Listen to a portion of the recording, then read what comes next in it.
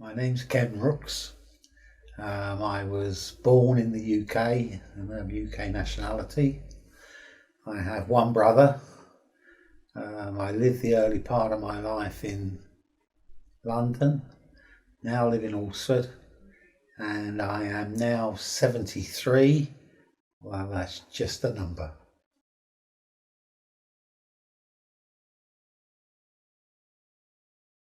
I've been married 3 times, and I have 2 stepsons and a daughter as a result of those marriages.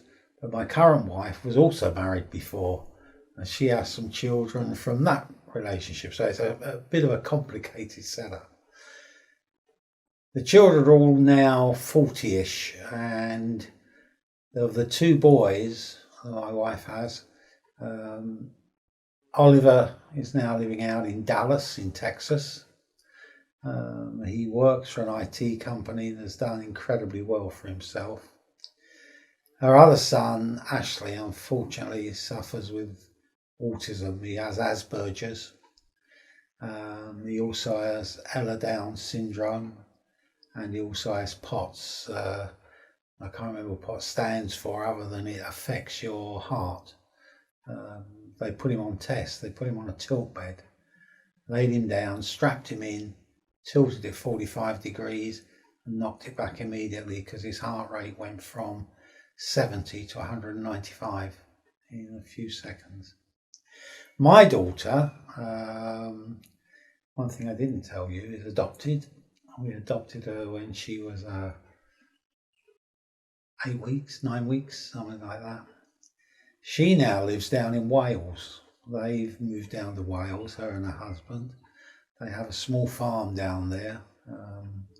They've got something like 60 acres, 50 acres now. And they are breeding and raising alpacas, chickens, sheep. And they've got 2 sows, but they're going. They've also got a dog and various other attachments around the place.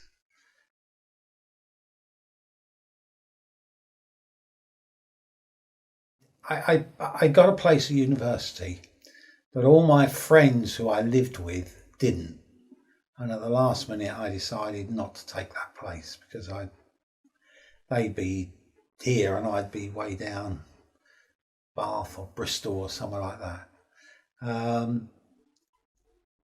I regretted it because when I did get a job, they wanted me to have the equivalent of the degree, and I spent 5 years doing 3 nights a week night school so to get it.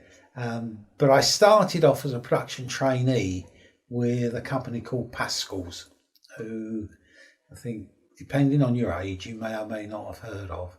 But they were a confectionery company, and they also had a bit of the company called Beecham's that did over-the-counter medicines. And that's where I started, and I've been with that company in its various shapes and that over 43 years I worked for them. And they went from being Beecham's to being SmithKline Beecham's to being what they are now, GlaxoSmithKline. I was fortunate. I joined that company at a time when promotion was due to your ability of dealing with people, not to your academic qualification. I mean, if you go to university or wherever now and get a degree in accountancy, you're going to be an accountant for the rest of your life. Then I got the equivalent of a degree in business administration, so general business studies, and done all sorts of things. As I said to you, the only department I never worked for was marketing, and it was a favourite joke of mine whenever I was giving talks to marketing people, I would tell them that was their loss and my gain.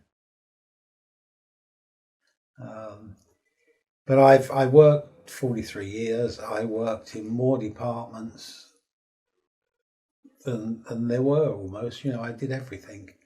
And I finished my job with them as Director of Facilities, Operations and Communications worldwide.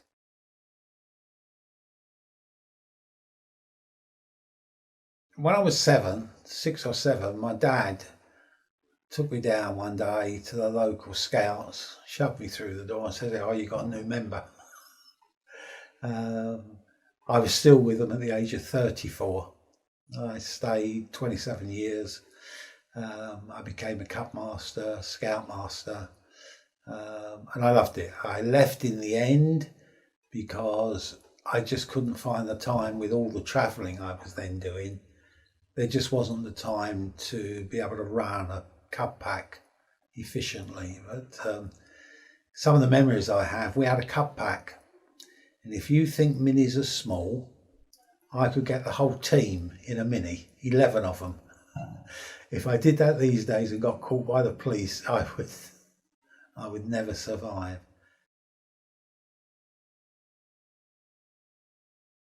Well, my parents were EastEnders. And my godfather was one of my dad's brothers. And when I was 17, there's a knock on the door and there's Uncle Ray, said, Uncle Charlie said, "I've come to take Ken out for his birthday treat." Now, I was 17, not 18.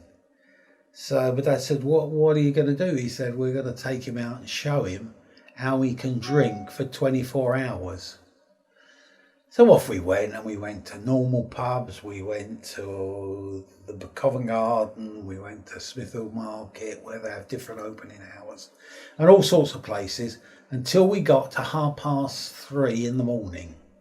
And from that point on, there was nowhere open until the flower market opened again at 7:30 in the morning.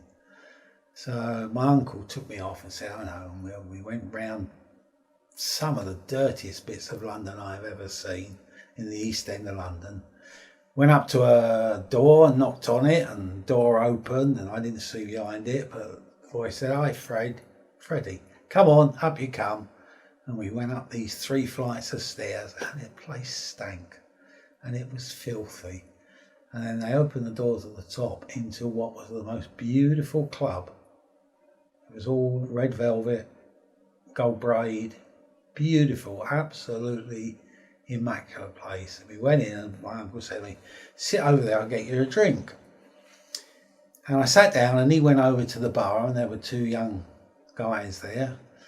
And he bought me a drink and he talked to them and he come back, he says, "There's a present on its way for you." And all of a sudden the waitress turned up with a bottle of champagne. There you are, from the Cray brothers, for my 17th birthday.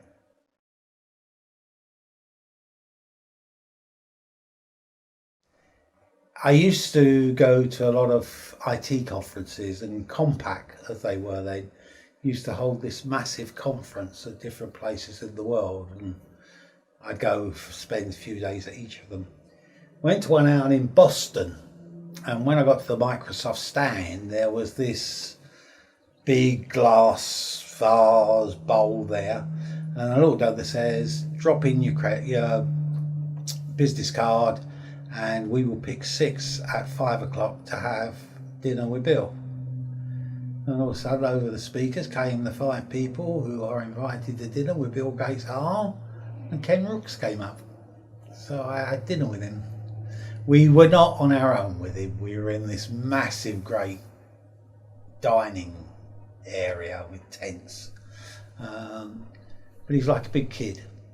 He's just one big kid. All he was talking about was games and how you're going to do this, and nothing to do with business. It was all games. But he was a nice guy, and he has donated, God knows how much, to charity.